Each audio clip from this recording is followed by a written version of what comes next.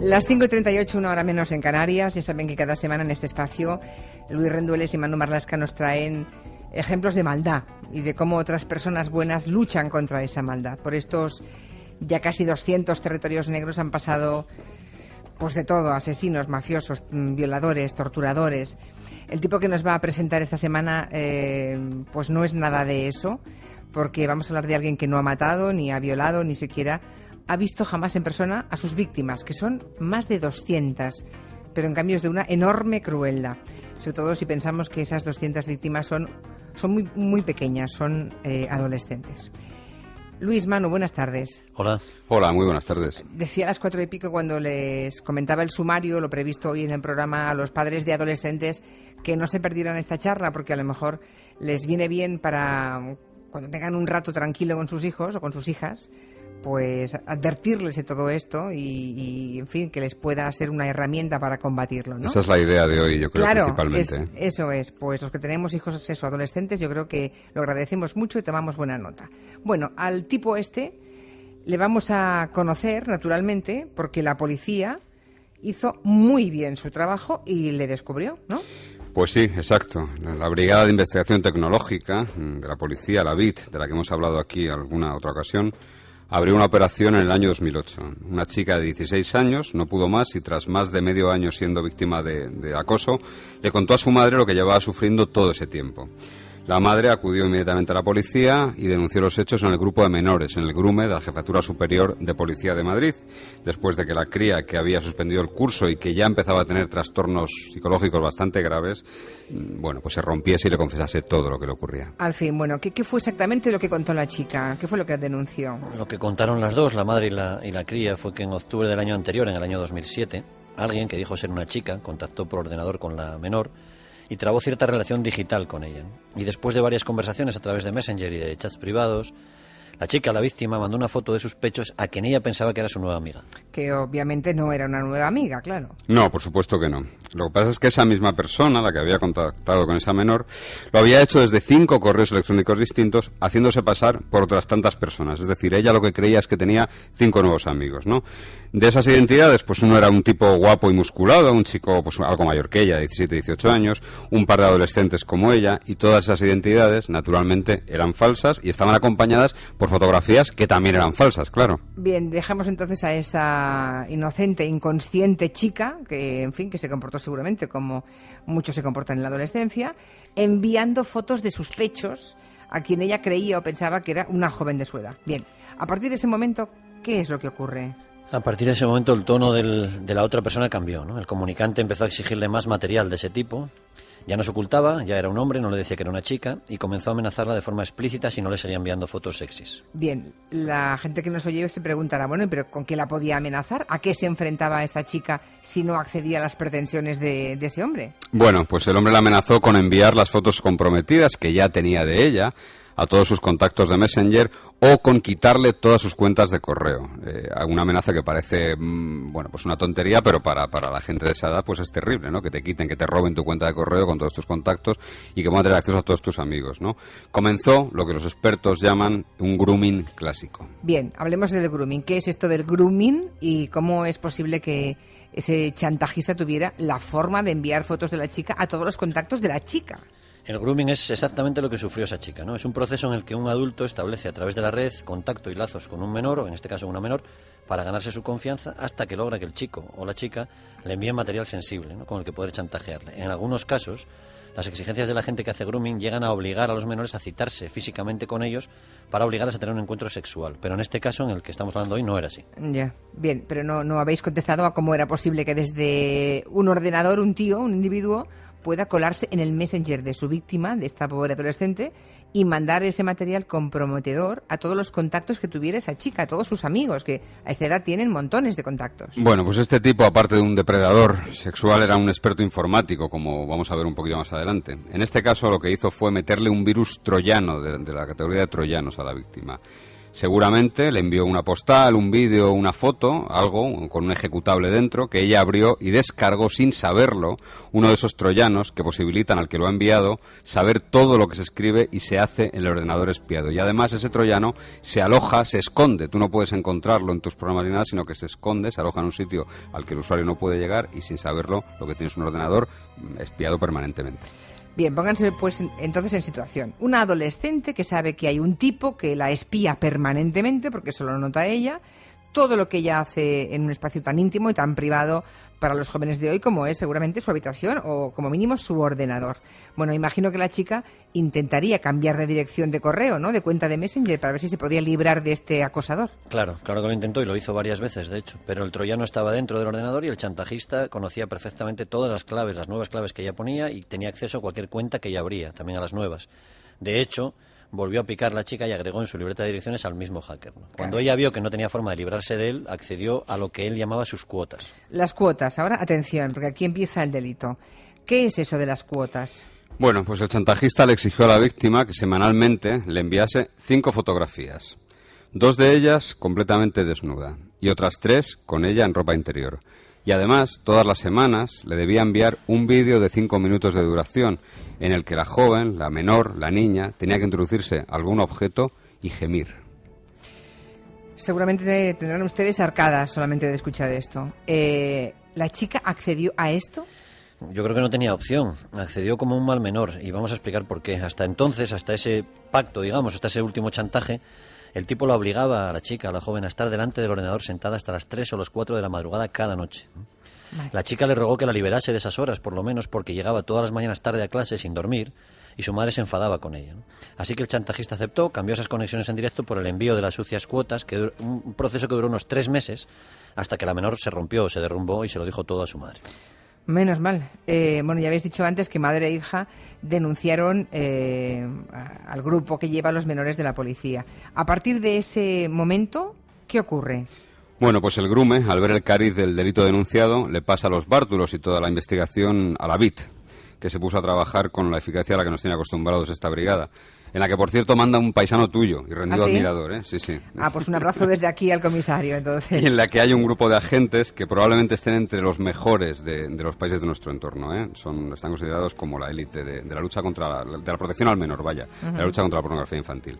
En muy poco tiempo, en apenas unas semanas, la BIT llegó a 2 domicilios desde los que salían todas las amenazas de quien ya conocían ellos como el camaleón, por la capacidad que tenía para adoptar múltiples identidades en la red con la que engañar a sus víctimas. ¿2 casas has dicho? O sea, que eran 2 acosadores, 2 chantajistas o uno que tenía 2 casas. Exacto, no. Lo que ocurría es que de lunes a viernes las amenazas llegaban siempre desde un ordenador de Sevilla. En Sevilla. Mientras que los fines de semana, sábado y domingo, las amenazas llegaban desde Chipiona, en Cádiz. La policía comprobó que la casa de Cádiz era la residencia de los padres de 2 hermanos que estudiaban por semana en la Universidad de Sevilla, los 2. Así que los agentes registraron las 2 casas y en Chipiona por fin hallaron lo que estaban buscando. Bueno, pues parece que fue fácil la operación Camaleón, porque saben mucho, claro. ¿En esa casa encontraron a este ser despreciable? Pues en un principio, efectivamente, parecía todo muy sencillo, parecía una operación de grooming más, como las que hacen prácticamente mensualmente varias en la BIT, quizás con un protagonista algo más violento de lo habitual en sus formas y en sus exigencias, pero bueno, una operación más, ¿no? Pero no, ¿eh? En Chipiona, los agentes de la BIT encuentran el ordenador desde el que se había amenazado y chantajeado a la chica de Madrid y detienen, lógicamente, el 22 de octubre del 2008 a su propietario, que no es otro que Jorge Miranda Castro, nacido en el año 85, y que, por tanto, en ese momento, cuando fue detenido, tenía 23 años de edad. 23 solamente, o sea, ahora tiene 27. Eso es. La policía se lleva el disco duro de su ordenador para encontrar las pruebas, mientras que el detenido sale en libertad al día siguiente de ser arrestado.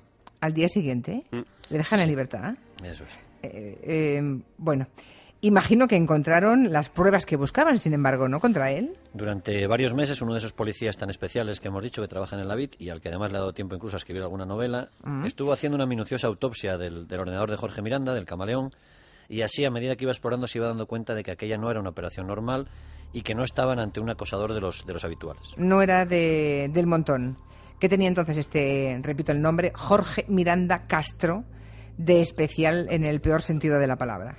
Bueno, pues en su ordenador guardaba miles de fotos y de vídeos pertenecientes, atención, a 250 víctimas. 250 igual que la cría que... Eso es. Que tira del ovillo. Todas ellas menores de edad, ¿eh? Además, todas esas víctimas estaban perfectamente fichadas, organizadas. Miranda guardaba archivos de texto, el que maneje Windows lo sabrá, esos archivos acabados en TXT, una especie de fichitas en las que anotaba toda la información que lograba sonsacar a cada una de sus víctimas. Imagino que te refieres a toda la información que tuvieran ellas en las cuentas de Messenger, ¿no? O de correo y las claves y todo eso, ¿no? Sí, todo eso, pero más cosas, ¿eh? ¿Ah, sí? De cada chica tenía los contactos de su libreta de direcciones, el colegio al que iban, incluso el domicilio particular de muchas de ellas, ¿no? Todos estos datos le servían luego para presionarlas y para amenazarlas con ir personalmente a sus casas, hablar con sus padres o incluso con decirles que iba a repartir en el barrio las imágenes comprometidas que tenía de ellas. O sea que ya había acosado este indeseable a 250 adolescentes. Bueno, este hombre imagino que solamente se dedicaba a esto, ¿no? Porque hay que dedicar muchas horas para hacer lo que él hacía. Imaginas bien, Jorge había estudiado un ciclo de informática, pero pasaba prácticamente todo su tiempo frente al ordenador.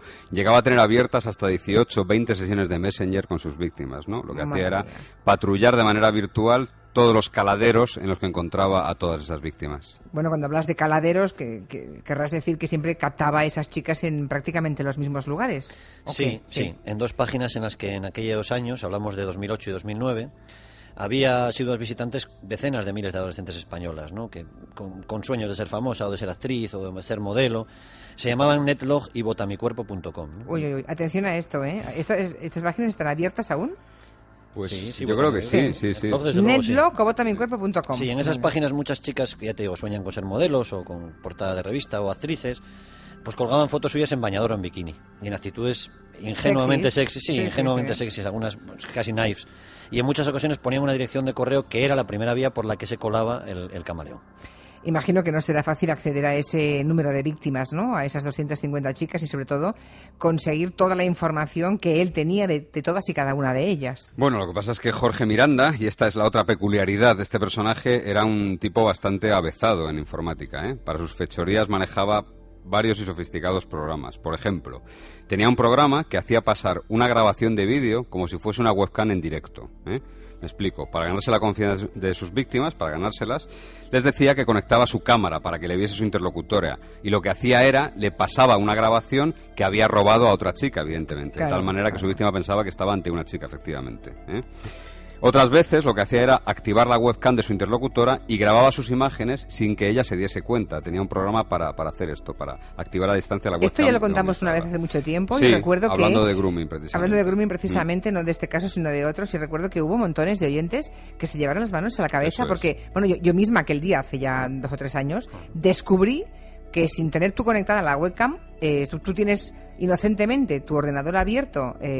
Claro, pero para eso hace falta que te hayan introducido antes algún tipo de virus, de troyano. Sí, con el que pero manejar. ¿quién te dice que no? Ya. O sea, que tú te haces tan ricamente cambiando en tu habitación o teniendo lo que tú haces en tu habitación y alguien desde la otra punta del mundo te puede estar espiando. Eso es. Otra modalidad que tenía este tipo tenía un programa que hacía creer a su víctima que se le había caído la página de Messenger y que tenía que restaurar todo, las claves y las contraseñas. De esta manera se volvía a hacer con esas todo. Claves que necesitaba para acceder a la cuenta de Messenger. O sea, este delincuente era un auténtico prodigio, ¿no? Qué pena que encauzara tan mal ese talento, porque seguro que informáticamente podría haber sido muy bueno y no un delincuente. Sí, hay chicas que contaron a la policía que el camaleón manejaba sus propios escritorios y abría y cerraba programas a su antojo para demostrarles que estaban absolutamente a su merced. Bueno, nos habéis contado que la policía encuentra en el ordenador de este tipo, de Jorge Miranda, datos e imágenes de 250 víctimas. Y a partir de ese momento, ¿qué hace la policía? Imagino que buscar las denuncias por toda España, porque ya saben qué chicas son, con nombre y apellidos y fotos y todo prácticamente, ¿no? Bueno, buscan, pero apenas encuentran. Y esto ¿Cómo? Es lo preocupante, ¿eh? Atención, porque de esas 250 menores que estaban en el ordenador de Jorge, solo 3 habían denunciado el tormento al que Miranda las sometía. Y en los 3 casos porque la situación era ya terrorífica. Alguna de ellas había pensado incluso en quitarse la vida, otra no salía de casa. Todas las demás, ninguna de ellas había denunciado y en su gran mayoría ni siquiera le habían contado lo que estaba ocurriendo a sus padres, pensando que ellas lo podían resolver solas. Pero lo cierto es que el camaleón no tenía ninguna piedad. Supongo que entonces sería la policía la que iría informando una por una a esas familias, ¿no? Que claro. Yo no entiendo sinceramente cómo a tu hijo le puede estar pasando algo así y tú como padre o madre no te enteras, no. Pero bueno, en fin, todo es posible. Así fue, la policía iba con las fichas y iba avisando, ¿no? Y las sorpresas no acababan ahí. Cuando los agentes de la BIT se comunicaban con alguna de las víctimas de Miranda, gracias a los datos que el propio Camaleón guardaba de las chicas, ellas les decían que esa misma mañana o la noche anterior el tipo había estado amenazándolas, ¿no? ¿Cómo? Es decir, que tras ser detenido y puesto en libertad, como hemos dicho antes, al día siguiente, Miranda se compró otro disco duro y empezó de nuevo el acoso. Así que la policía le detuvo de nuevo en junio de 2009, es decir, 10 meses después del primer arresto. O sea, le detienen, sale y vuelve a hacer lo mismo. Pero al día siguiente se compró Al el día disco duro. siguiente. Sí. Ya, y cuando le vuelven a detener, imagino que entonces sí que le encarcelan ya definitivamente. Pues no exactamente. Lo que hizo fue pasar como en un campamento. Pasó en prisión el verano del 2009, nada más. Ingresa el 10 de junio y sale el 2 de octubre en libertad y así, libre, llegó a su juicio, que se celebró hace un par de meses en la Audiencia Provincial de Madrid. De las 250 víctimas que encontró la policía en el ordenador del Camaleón, 81 de ellas denunciaron los hechos a instancias de la policía y 67 ratificaron esa denuncia. Y son por estas 67 chicas por las que ha sido condenado por los delitos de revelación de secretos, elaboración y distribución de pornografía infantil, delito contra la integridad moral, amenazas, injurias, Sí. en total 192 años de condena. Ya, y ustedes dirán, hombre, 192 años, perfecto, una condena ejemplar con la que podemos quedarnos tranquilos, ¿no? Pues no del todo. Tiene truco, sí, porque ¿Tiene truco? el Camaleón solo va a cumplir 11 años de cárcel. 11 años después de todo eso. Sí, gracias al artículo 76 del Código Penal Español, que establece que el tiempo máximo efectivo que puede pasar alguien en prisión no debe superar nunca el triple de la condena más grave de las penas por las que ha sido condenado. ¿Y cuál es la En condena este más caso, grave? la más grave fueron las amenazas, por las que le cayeron 3 años de prisión y 8 meses. Con lo cual, multiplicado por 3, le tocan esos 11 años máximo. Hombre, pues si me permitís, ese artículo del Código Penal es francamente mejorable, ¿no? O al menos es discutible, porque claro, eso quiere decir que a este hay un montón de delitos que le han salido del todo gratis. Pues sí, le sale prácticamente 1 de cada 10, o sea, 10 le salen gratis, o sea, que es tremendo. Pero la ley es así. Lo que pasa es que queremos que tanto tú como los oyentes entendáis de qué clase de tipo estamos hablando. A ver. Para ello, vamos a leer algunas de las amenazas y los insultos con los que el Camaleón se dirigía a sus víctimas. Son muy duros, pero yo creo que la gente se va a hacer una idea perfecta de quién es este hombre. Una de las chicas, que tenía 14 años, le escribe: devuélveme mi cuenta, déjame ya, solo tengo 14 años, solo soy una niña, no te he hecho nada, sé un poco humano. Y el Camaleón le contesta: pues si eres una niña, al cole y a jugar con muñecas. Enséñame las tetis que te destrozo el PC en 5 minutos. Otra chica intentó borrarle del Messenger, a lo que él le dijo: puta zorra, ¿de qué vas? Te voy a quitar el Messenger ahora mismo. Quiero ver cómo te pones en celo. Otra más, otra menor, no olvidemos que las víctimas no superaban nunca los 16 años, recibió este mensaje del Camaleón: te he cambiado la contraseña del Messenger, si no pones la webcam y me dejas al menos verte las tetas, te quito el Messenger. A otra chica le dijo que si no le mandaba una foto en bañador, iba a ir al pueblo donde vivía, que lo sabía, e iba a hacer lo que quisiera con ella. Una víctima más le anuncia que se va a suicidar, que no puede más, y el Camaleón contesta: ya tardas en suicidarte, con lo fea que eres lo tenías que haber hecho antes. Las amenazas de las que hablábamos antes, por las que la han condenado, son terribles en fondo y en forma. Y leo textualmente: zorra, pon la cama o te rajo, puta guarra, pon la cama o te vas a enterar, te voy a reventar, puta, vas a tener ganas de estar muerta, te voy a reventar, yo hago lo que me sale de los huevos, hija de puta, y que sepas que tus padres tienen una denuncia por poner fotos de su hija desnuda en internet. Además.